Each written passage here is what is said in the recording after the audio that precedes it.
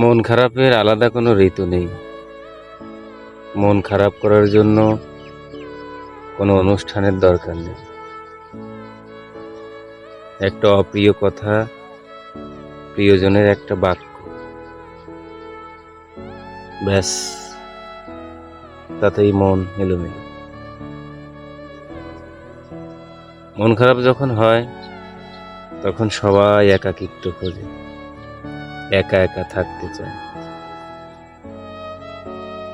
বোকারা নিঃশ্বাস বন্ধ করে চিরতরে হারিয়ে যায়, বুদ্ধিমানেরা হারিয়ে যায় সবার ভিড় থেকে। সে একা থাকতে চায়, একাকিত্বকে আলিঙ্গন করে সময় পার করতে চায়। মন খারাপের কোনো ঋতু নেই। মন খারাপ করার জন্য কোনো অনুষ্ঠানের দরকার নেই। কিছু কথা,